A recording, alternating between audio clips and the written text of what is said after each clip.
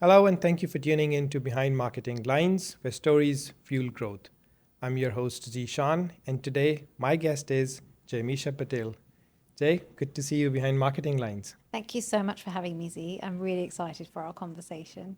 I'll just, straight up Dive right head to in. questions. Yes. What if your life was a movie? So what's the opening scene like and what's the title? I love a feel-good movie. I'm really for positivity and something that's inspiring. So for me, it would be something that sort of mimics my life. Right. So imagine opening to a day in my life, agency CEO, all the normal stereotypes, full diary, meetings back to back, client meetings, boardroom meetings, but then cast back to probably, I'd say 10 years ago, where I made the bold decision to follow my husband as a trailing spouse to our first expat posting. It was a moment in my life where I didn't have stability I resigned from my role.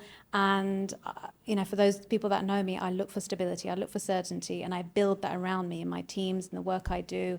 So it really would just show the sort of growth from there. Not having that clarity and certainty to, pounding the streets of Singapore, finding a role, to now see agency CEO here in Dubai. And it really is about the fact that anything is possible if you put your mind to it, if you work hard. And I really have like a fire in my belly that just keeps pushing me forward.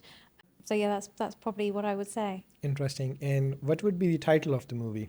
I'd say anything is possible. Anything is possible. Yes, because I personally, when I'm looking for titles that I want to watch, I look at rom-coms and comedies and things that are just light-hearted. Yeah, so I would say that. And what if it was a book? What chapter are we at right now? You'll need a couple of books.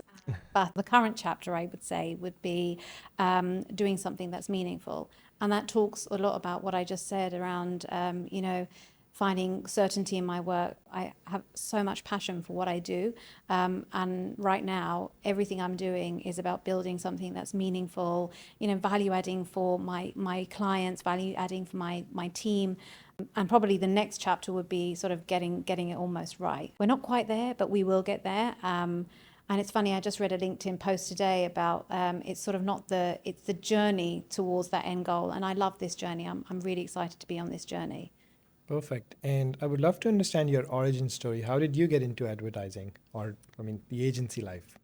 I was studying AS levels and A levels business studies in the UK. And I was also doing biology and chemistry, sort of traditional British Indian mentality. And growing up, I was conditioned. I needed some sciences in my sort of array of subjects. And I was doing biology and chemistry and business studies. And my business studies teacher was one of the most inspirational women I had actually come across at that point in my life. I was a 16, 17-year-old, and I still remember her face. She was glamorous, and that was all quite exciting at that point in my life. But she really made the subject matter come to life. She taught practical application, and it really, I guess, inspired me. And then I went on to study business and management with marketing and psychology at university. And again, the tutors, the more I immersed myself, and the lecturers and the tutors were just, again, equally inspiring because they were practitioners. So fast forward on to my first role, I actually didn't think there was no grand plan of going into agency. Right. I came out of university, I had a part-time job while I was looking for a role, and I landed my first agency role at a really swanky agency, Covent Garden, St Martin's Lane in London, and that's literally the rest is history. 20 years on, and I'm still in agency, and I absolutely love every day I'm in the office, every day I'm with my team. I literally thrive on it. Awesome. So you have accomplished a lot. Was there a plot twist in between, or was it a smooth ride? I wish. I mentioned earlier that I'm a planner. I like to plan backwards from milestones, and I'm one of those people that check boxes and think left, right, and center. But life is such that there is no clear plan. You can plan, but obviously life has its own ups and downs. And I think my plot twist was relocating. I had never in a million years thought about leaving the UK. We had a very close-knit family, and the thought of leaving my parents and my family was it was inconceivable. fast forward 10 years, I'm so glad I made that move because it opened my eyes to different cultures, different ways of working, different ways of leading. And I really think that that was a real turning point in my career. And also because I really am about gratitude. The second day we're in Singapore, we met our auntie. So I came to know about us having support at home. Right. She's with me 10 years on, and I am thankful for that woman because she has allowed me to keep a balance within having a home life, but also allow me to maintain a career at pace because it's something that I've wanted to do. And I never really thought it was possible in the UK with two children. I would probably be a part-time mum outside of London. So yeah, I really think that was the turning point. I love agency life. I mean, I did not have a very long agency career or a very glamorous one. I worked for very small agencies. But every day is exciting because you're working on multiple clients and there is a Absolutely. new job every day. From making the logo bigger to, multiple other sorts of requests. So is there anything exciting you're working right now that you can share with us? There are a fair few things that we're working on right now. And of course, everything is sort of technology and data driven. We're working on a couple of products right now. But irrespective of the product, it's about the value that they're going to deliver to our clients. I am one of these individuals that love to dissect. I love to pull and peel away the layers of the onion because I want to get to the root of the problem, the business challenge, the problem statement, and then figure out, right, this is the problem my client's having. How can I solutionize around it? And then how, as an agency leader, how can I productize that and commercialize that for the greater good of the organization? Also take that value to other clients. So watch this space. Interesting. So, I mean, I have quite a few friends in the agency and long hours, and there is a lot going on because there are tight deadlines Yeah. and then campaigns that need to go live. So, one, how do you keep up with that? Because you mentioned that, okay, 20 years long career in advertising, agency life, and you're happy, Yeah. which is very good because for a lot of people out there, it at times gets stressful, right? So, is there anything for you that's keeping you up at night that you're working on, or any challenges that you feel along the way? And how do you manage this? Because okay, you mentioned you're a great planner, and I can see that. I mean, I've had the pleasure of working with you. Thank you. How do you do it? And is there still anything that's challenging? There always will be challenges, and having been through challenges thus far in sort of the last 10 years where I've really stepped up in leadership roles, challenges where you grow. I call them growing pains. Right. Someone once told me that, and I was like, actually, I'm going to steal that. So they are growing pains. But coming back to your question about challenges that keep me up at night, an ex-boss once told me that it's easy to scale a business. It's easy, but it happens. It can organically happen if you put Right. your heart and soul into it and you've got good people. But the trick is balancing the pace at which you scale with maintaining quality and also maintaining culture.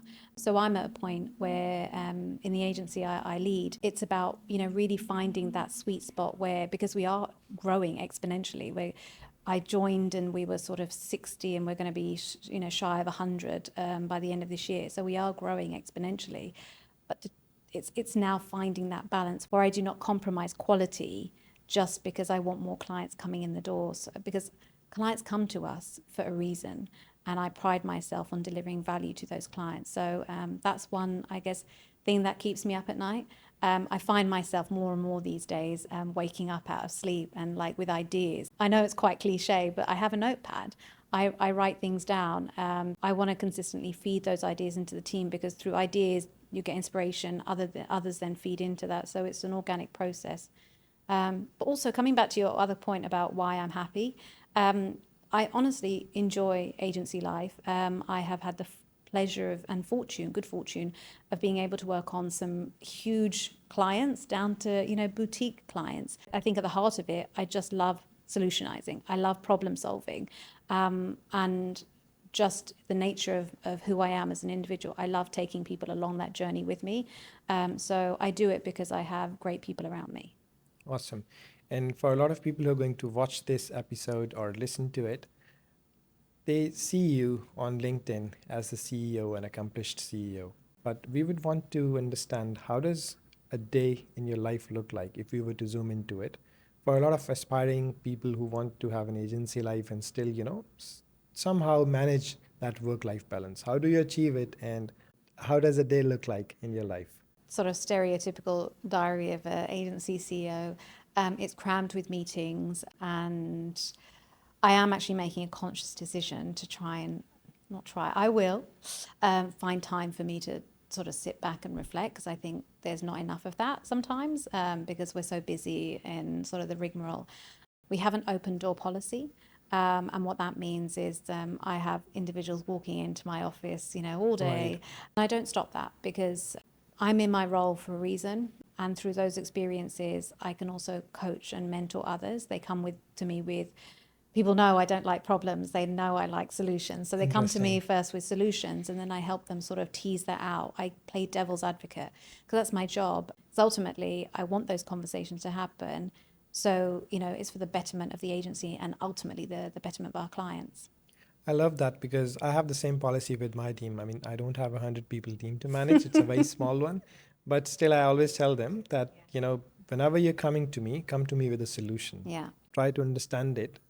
Tell me what you think is the possible solution, and probably we can work it out together. Yeah. So, 20 years in advertising, from London to Singapore to Dubai, what's one lesson that you learned the hard way?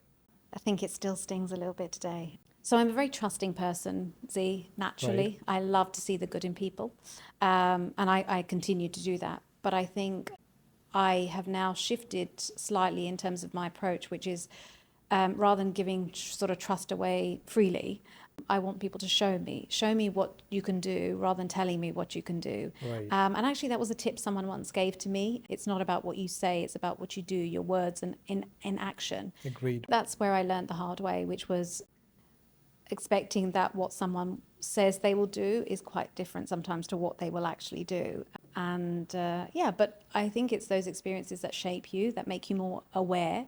And now, sort of as in my planning sense, I would just plan and have contingency upon contingency. So yeah, I don't like to be the deer in headlights, as they say. Where did you start? Like, was it client servicing or the creative side? Because there are a lot of aspiring marketers out there who want to start an agency live. Yes. So, what's one piece of advice you would want to give them, and where did you actually start? So I'll take just the first question, which was about where I started. Again, weirdly, I had no grand plan. I landed into client servicing. I was a account executive in my first role. It was 2007, and my first account was Dell. And I was doing customer Nice. advocacy. And it was the good old days where you literally print out project briefs and run around the agency to get signatures before anything went out the door. Of course. You had paper job bags, So I miss those days. I attended a Jordan Balfour event recently. I saw that on It was, LinkedIn. it was, yes, it was amazing. But something that he said that really resonated with me. I'm not claiming to be a pro sales agent, but he knew that he was good at X, Y, and Z. And very early on in my career, when I started working in agency life, but also working with clients, I learned that I was good with people. I really took the time to understand what my clients wanted, because the more you get into the sort of human psychology, and I did study psychology at university with my business degree, I really wanted to know more. I want to know what your problems are, what's keeping you up at night, because if I'm helping you, I'm ultimately helping myself as the agency to sort of, upsell and cross sell Right. in those days. One piece of advice that is it's really underrated is maybe two things actually.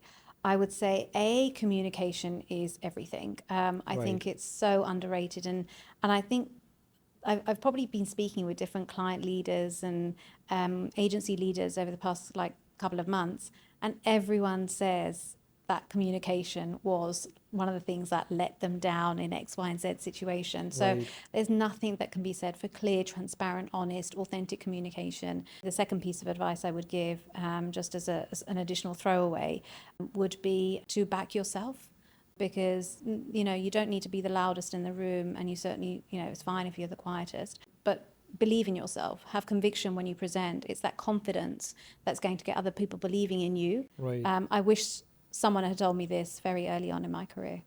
What's one daily habit or ritual that keeps you sharp?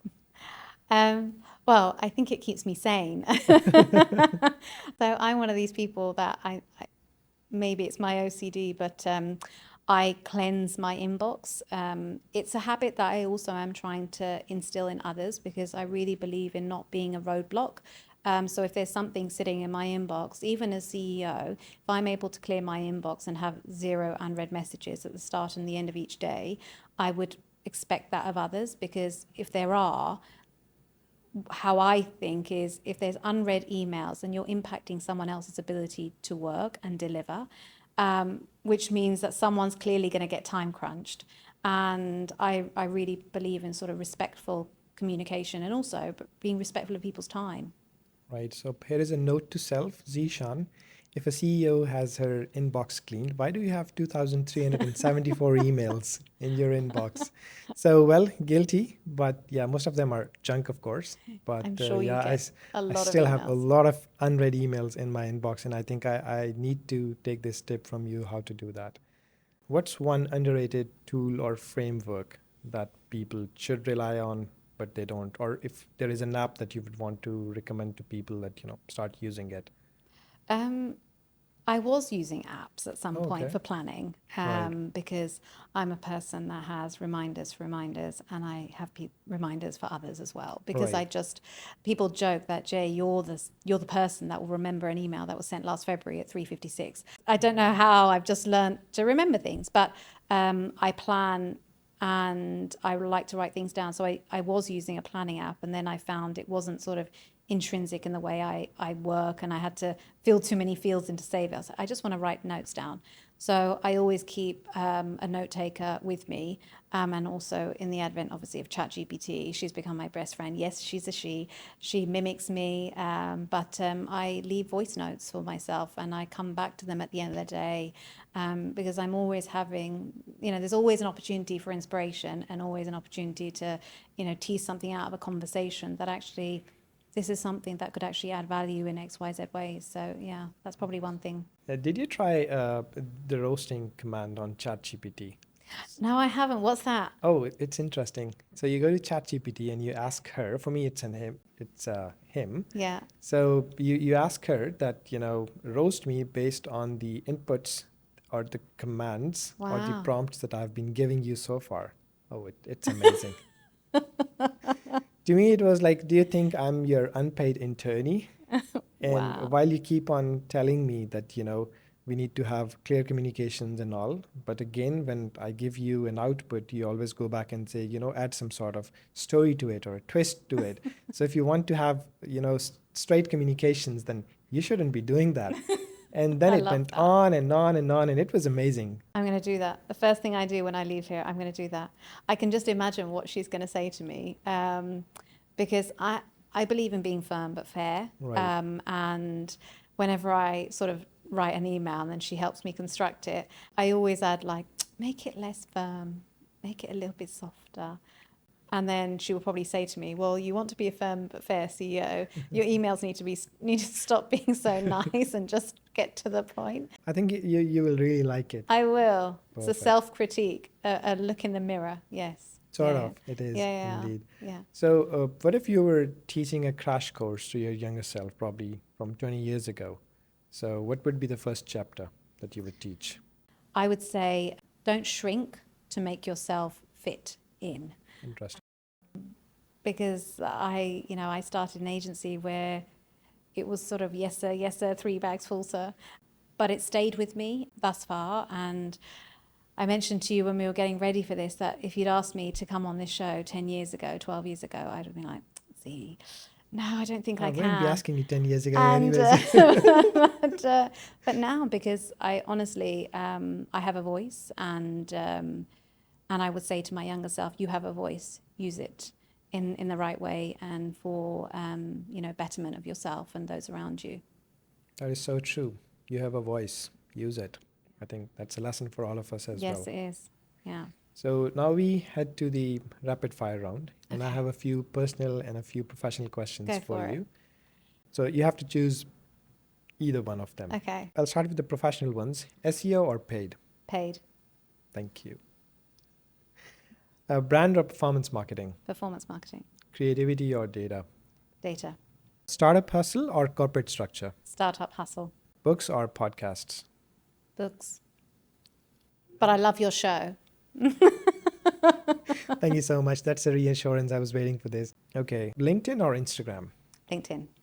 You're very active there. I follow you there. Great stuff. Thank you so much. AI or human intuition? Human intuition. Global campaigns or local activations? Global. Local.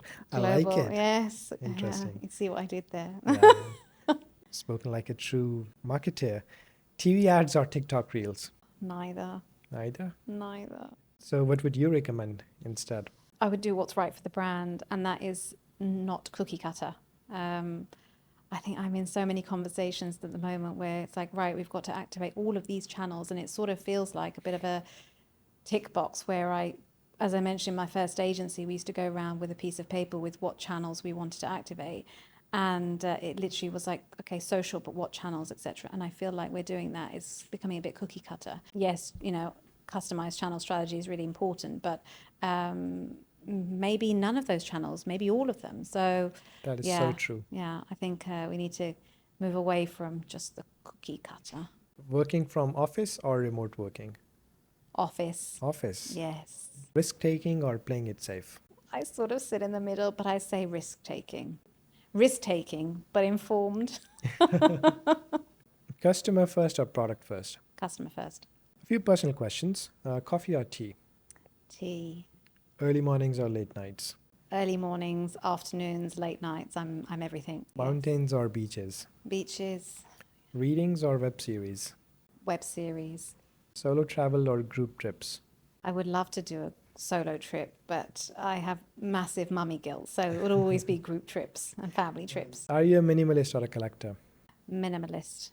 City life versus countryside? Country. This is my favorite question. If your life was a marketing campaign, what would the tagline be? It's quite bad, and that's why I'm not a copywriter nor a creative, but I'd say Right. something like, it's possible, you can do it, something like that, something inspirational, and that just gets you up to, gets you up and gets you going. What's the best piece of advice you have ever received? Someone actually shared to me just last year, so it's quite new. Okay. That individual said to me, surround yourself with a strong few. And what she meant by that was, as you scale in your career, you need a really trusted group of individuals, mentors, counselors, whatever you want to call them, but individuals who you could literally let your guard down with. There's no requirement to think, I need to phrase something in this way. It's impartial. They're just going to always provide you with sound guidance, judgment, and advice. I'm still building this around me, but I think it's really important to have those individuals who may or may not be friends, but this is more in a professional setting, but have those few that you can always lean to. And sometimes they'll hold a mirror up and they may show you something that is quite uncomfortable, but again, that's how you grow and that's how you evolve. That makes a lot of sense. And if you were to describe your career so far in 3 words, what are those 3 magic keywords? I believe what I have achieved through, hunger, determination, and hard work, really hard work. I've got the blood, the sweat, and the tears to show for it. I would say that I hope my career would be an inspiration to others, unplanned, and thought-provoking, I would say. If marketing as it is today was to disappear tomorrow, what would you fight for to bring it back? Like you're going to, put on your superhero cape and go out, fight, and bring it back. Human intuition and human Okay. insights. Don't get me wrong, I think there is a role for AI and technology. Obviously, we're in the advent, it's going to keep evolving. Workforce is going to change, etc. But the way we deploy, and again, this has been said so many times, this is not me saying something new, but I just feel there's an art to using technology wisely, and not removing that sort of human intuition that's gained through experiences, through, as I said, blood, sweat, and tears. I can't mimic that. My ChatGPT sidekick cannot mimic that. So I would really fight to bring back good old sound thinking. Interesting. And if I were you, maybe I'll pick Blood, Sweat, and Tears as my movie title.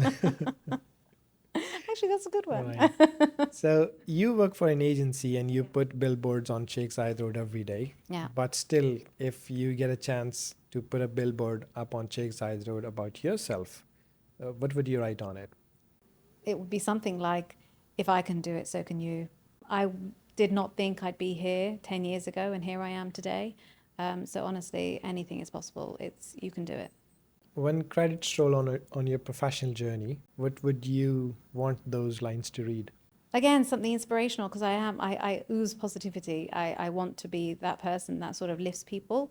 So my rolling credits would be something along those lines. Like, she's come, she's seen, she's heard, and she's been along that journey, and she's lifted others along the way.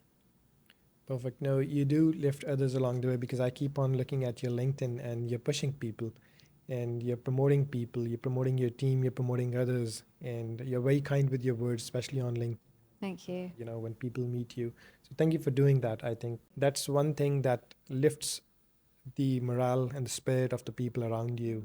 So I think that's great service. Words are really important, and how we use words is even more important. And I honestly believe in giving kudos and thanks where it's deserved. Yeah, I really do focus on gratitude. Having run agencies of different sizes over the last 10 years, I can't deliver the great work of these agencies on my own. It takes a team. And having been exposed to leaders during my time, I can say I've put my best foot forward when I've believed in the leader at the helm. So I want to sort of, mimic that in my own way, and bring people along that journey with me. Interesting. And I have an unscripted question for Go you. for it. Internally, like within the team of Behind Marketing Lines, we always say whatever happens behind marketing lines stays behind marketing lines. Is there anything that you can share from your 20 years of journey in the agency? Something funny that happened, something that you never mentioned it anywhere, but you would want to mention today? Not something that's funny, but it's funny for me at the time. As I said, I pride myself on supporting my clients, and having grown up, as people call it, a suit. I've grown up as a suit.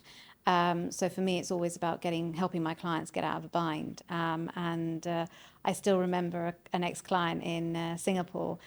He lost his MC for an event, also his interviewer that would go around collecting content at an event. So there's actually a video of me on YouTube going around and interviewing people. Interesting. And as I said, all those years ago, I would have never been that person. But I mean, it may not be funny, but it's something that I did because my client, needed help. Right. And also he didn't want to pay for talent, so, which is always a conundrum. But yeah, so I think that the moral of that is there could always be someone that needs support and needs help. And as a client servicing as a suit first in my career, I would do my utmost to go above and beyond to help them, because I would also want someone to reciprocate that to me if I was ever in need of support. Thank you very much for sharing your story behind marketing lines. It's really inspirational, and especially for people who are just getting started. A lot of our audience is students of marketing and people who are just getting started and people who are about to hit the market. So thank you very much for sharing insights. It's always work in progress for people. You just need to take a start, and you will get there. 100%. It's the journey that counts, not the end. It's That the is journey. correct. So yeah, and enjoy it. Thank you so much for having me. Thank you. Appreciate it. Thank you so much for tuning in to Behind Marketing Lines. This was the story of Jaimesha Patel, and we'll see you in the next episode.